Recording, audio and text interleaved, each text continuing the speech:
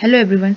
Today we are here to discuss some new update given by the American Heart Association regarding the hypertension.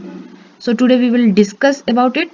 First we will discuss old guideline, then we will go for new guideline and some method regarding the hypertension measurement. So let's start.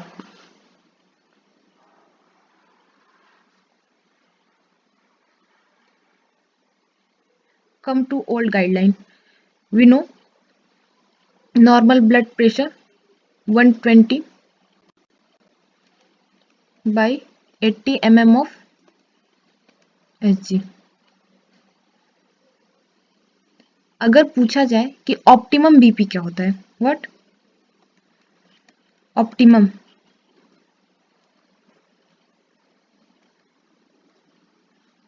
That is 115 by 75 of mmHg.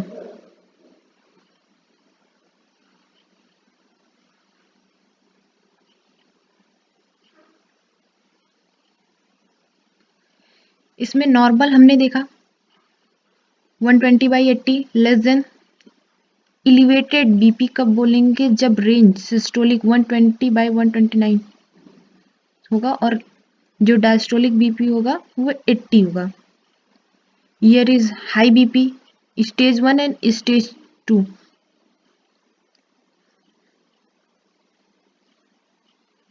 यहाँ पे जो fifth point है वो क्या है, hypertensive crisis. क्या, hypertensive crisis.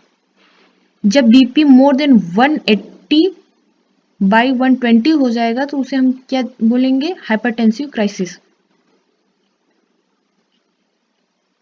चला गया है. According to old guideline hypertensive again classified into two category, that is hypertension urgency and next is hypertension emergency. Generally आप सबने हाइपरटेंशन इमरजेंसी सुना होगा बट अर्जेंसी नहीं सुना होगा. तो अर्जेंसी क्या होता है, जब सिस्टोलिक बीपी मोर देन 180 हो और diastolic BP more than 120 mmHg हो, but no target organ involvement. इसमें कोई अदर ऑर्गन का इन्वॉल्वमेंट नहीं होगा, किसमें, अर्जेंसी में. बट इमरजेंसी के केस में डेटा तो सेम होगा, सिस्टोलिक बीपी 180 होगा और डायस्टोलिक बीपी 120 होगा, उनसे ज़्यादा. बट इसमें क्या होता है कि टारगेटेड ऑर्गन का भी इन्वॉल्वमेंट होता है, मीन्स और भी सारे ऑर्गन अफेक्ट होने लगते हैं इसमें. First heart, second brain, third eye, fourth renal, fifth aorta. Heart में क्या प्रॉब्लम देखने को मिल जाएगी, लेफ्ट वेंट्रिकल डिस्ट्रॉफी देखने को अकर हो जाएगा. ब्रेन में हेमरेजिक शॉक, बीपी इंक्रीज. आई में रेटाइनोपैथी, रीनल में डिक्रीज जीएफआर रेट हो जाएगा.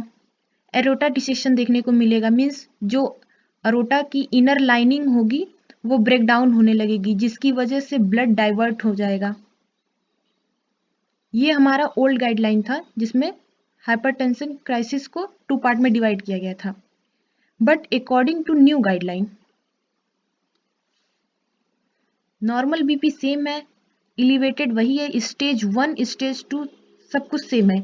बट जहाँ पे वहाँ पे फिफ्थ कॉलम बनाया गया था हाइपरटेंसिव क्राइसिस को, उसको हटाकर उन्हीं के दो जो सब क्लासिफिकेशन थे उनको लाया गया है. बट यहाँ पे चेंज क्या किया गया है, ये रहा न्यू अपडेट, कि हाइपरटेंसिव क्राइसिस जो टर्म था ओल्ड गाइडलाइन के अकॉर्डिंग उसको हटा दिया गया है और उसको रिप्लेस कर दिया गया है सीवियर हाइपरटेंशन. ये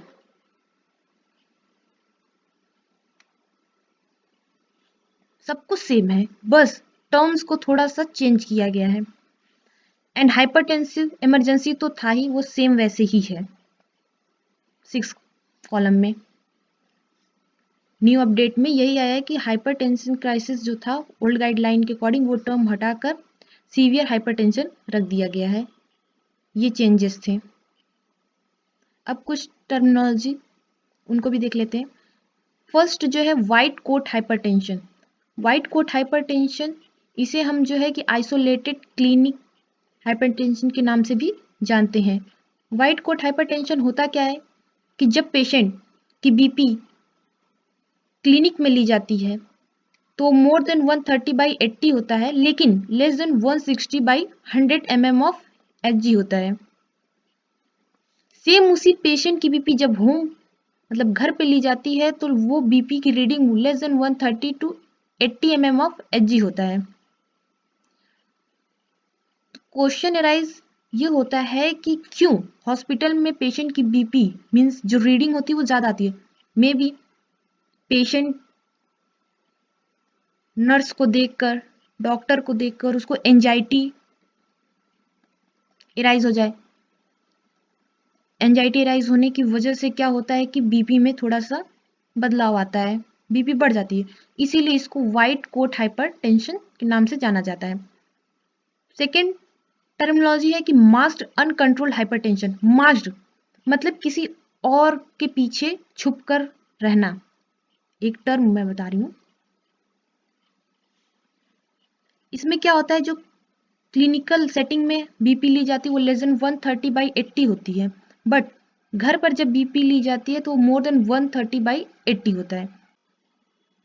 HBPM एंड ABPM रिकमेंड किया गया है व्हाइट कोट हाइपरटेंशन और मास हाइपरटेंशन को डायग्नोस करने के लिए। ठीक, हम उसके बारे में भी बात कर लेते हैं। हमने कहा ना कि हम 3 मेथड के बारे में बात करेंगे। मेथड ऑफ बीपी मॉनिटरिंग 2 वे होता है। In office first terminology, in office BP monitoring. Second out of clinic BP monitoring. In office means BP को हॉस्पिटल या क्लिनिक में मेजर किया गया है, लेकिन out of clinic BP means patient ने सेल्फ मॉनिटरिंग घर पे किया है या घर पे ही किसी ने फैमिली मेंबर ने किया है, इसको हम क्या बोलेंगे, out of clinic BP monitoring. अब इन ऑफिस बीपी, इसमें आता है automated blood pressure monitoring method. Next, जो होम पे पेशेंट या खुद से मॉनिटर करता है उसमें 2 आते हैं, एक ambulatory, next home based BP monitoring. तो हम फर्स्ट डिस्कस करते हैं कि ऑटोमेटेड बीपी मॉनिटरिंग क्या होता है। ऑटोमेटेड बीपी मॉनिटरिंग आप सभी लोग जानते हैं, जो नॉर्मली अपने क्लिनिकल सेटिंग में करते हैं आप लोगों के कॉलेजेस में सिखाया जाता है, उसी को बोलते हैं कैसे लेना है, आपको बहुत अच्छे से आता है। हम इसमें बात करेंगे कि क्या रीडिंग को लेना है। रीडिंग जो है कि मोर देन 2 टाइम बीपी लेनी है, और वो भी more than 2 different occasion. More than 2 time BP को मेजर करना है और more than 2 times different condition में मेजर करना है। और ऐसा क्यों करते हैं, एरर से बचने के लिए और एक्यूरेट रीडिंग पाने के लिए। क्या पता अभी पेशेंट आया, उसने कॉफी पी थी, कॉफी पी और आपने बीपी ले ली, यहाँ पे रीडिंग क्या हो जाएगी, गलत आएगी। इन चीजों को ध्यान रखना है। नेक्स्ट, पेशेंट रनिंग करके आया या फिर किसी बात से बहुत ज्यादा परेशान था, आपने बीपी ले ली और आपने उसी एक बीपी के अकॉर्डिंग कह दिया कि पेशेंट जो है कि हाइपरटेंशन से सफर करा है। नहीं, ये नहीं बोल सकते। इसीलिए आपको, आप मान लीजिए पेशेंट आपके पास 9 AM आया, आप 9 AM लीजिए, 2 आवर का मैक्सिमम गैप दीजिए, फिर आप जो है कि 11 पे लीजिए, फिर आप 2 आवर का गैप दीजिए, फिर आप जो है कि 1 PM पे बीपी ले लीजिए। आपने कितनी रीडिंग ली, एक reading, 2 reading and third reading. In 3 reading से आप बता सकते हैं कि पेशेंट को हाइपरटेंशन है कि नहीं है, क्योंकि सिचुएशन तो सेम है नहीं, टाइम भी सेम नहीं है, बदल दिया गया। अब हर टाइम तो वो टेंशन में रहेगा नहीं ना, इस वजह से। ठीक,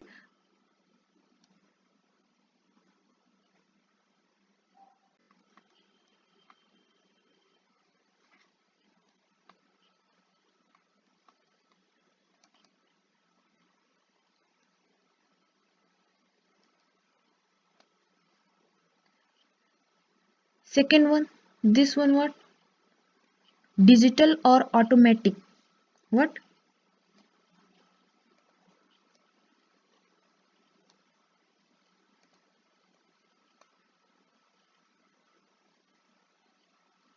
डिजिटल और ऑटोमेटिक बीपी इंस्ट्रूमेंट।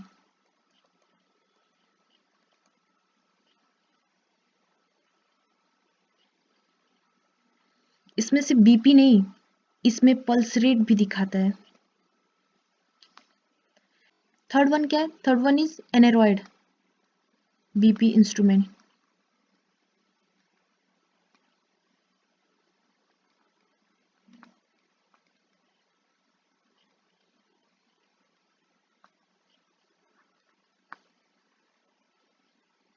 ये बल्ब होता है और ये मीटर होता है। तो हमने देखा बीपी इंस्ट्रूमेंट 3 होते हैं जो कि क्लिनिकल सेटिंग्स में यूज किए जाते हैं। First mercury BP instrument, second digital और automatic BP instrument, third is aneroid BP instrument. Now let's discuss second method. What? Second method to measure the BP, that is ambulatory based pressure monitoring. हमने बात किया ना कि घर पे जब person खुद की बीपी मेजर करता है तो क्या मेथड यूज करता है? That is ambulatory based pressure monitoring. ये इंस्ट्रूमेंट क्या करता है? 24 आवर की बीपी को मॉनिटर करता है। ये इमेज है, ये डिवाइस होता है, बीपी कफ यहाँ लगा दिया जाता है और ये कनेक्टेड होता है इस डिवाइस से। आप सिंपली इसको वियर करके अपना डेली वर्क कर सकते हैं।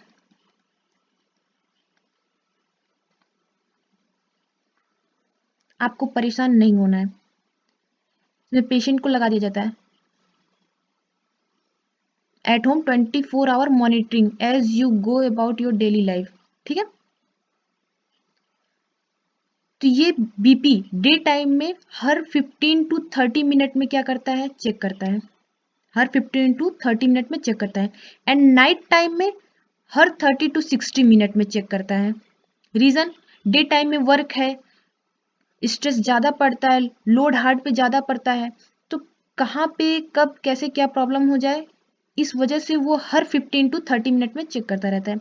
नाइट टाइम में पर्सन रिलैक्स रहता है, सोता है, तो इस वजह से 30 टू 60 मिनट में चेक करते हैं। जब रीडिंग लेते हैं तो फर्स्ट रीडिंग इसमें क्या कर देते हैं? एक्सक्लूड कर देते हैं, नहीं लेते हैं। सेकेंड रीडिंग से लेते हैं। ठीक, नाउ अब हम थर्ड मेथड की बात करते हैं, that is home based pressure monitoring. क्या है कि home based pressure monitoring minimum 3 day तक करते हैं एंड मैक्सिमम 7 डे तक मॉनिटर करते हैं या फिर रिकॉर्ड करते हैं बीपी को। जैसे हमने एम्बुलेटरी बेस्ड प्रेशर मॉनिटरिंग में फर्स्ट रीडिंग को एक्सक्लूड किया था, वैसे ही हम होम बेस्ड प्रेशर मॉनिटरिंग में फर्स्ट रीडिंग को क्या कर देंगे? एक्सक्लूड कर देंगे। और होम बेस्ड प्रेशर मॉनिटरिंग में क्या करते हैं कि मॉर्निंग में 2 टाइम्स बीपी को मेजर करते हैं, इवनिंग में 2 टाइम्स। और जब मॉर्निंग में 2 टाइम्स करते हैं मीन्स ये फर्स्ट टाइम जब बीपी हमने मेजर किया और जब सेकेंड टाइम बीपी मेजर किए, फर्स्ट टाइम बीपी और सेकेंड टाइम बीपी मेजर करने के बीच में जो गैप होना चाहिए वो 1 आवर का मैक्सिमम गैप तो होना ही चाहिए। सेम एज इवनिंग में भी होता है। फर्स्ट रीडिंग आपको एक्सक्लूड कर देना है। नेक्स्ट फिर डे 2 से 7 डे तक इसको क्या करते हैं? रीडिंग को लेते हैं। ठीक है, इतनी सी बात थी। जो हार्ट एसोसिएशन ने न्यू अपडेट गाइडलाइन जारी किया था वो हमने आपसे डिस्कस कर लिया है। उसने बस यही कहा था कि हाइपरटेंसिव क्राइसिस जो टर्म था उसको रिप्लेस करके उसने वहाँ पे सीवियर हाइपरटेंशन रख दिया था, और हाइपरटेंसिव इमरजेंसी जो सब क्लासिफिकेशन था हाइपरटेंसिव क्राइसिस को, उसको हटा के जो है कि एक अलग से कॉलम में रख दिया है। आई होप आप सभी को समझ में आया होगा। तो हमारी आज के समय की सीमाएं यहीं पर समाप्त होती हैं। मिलते हैं अगली क्लास में एक नए टॉपिक के साथ। Thank you so much.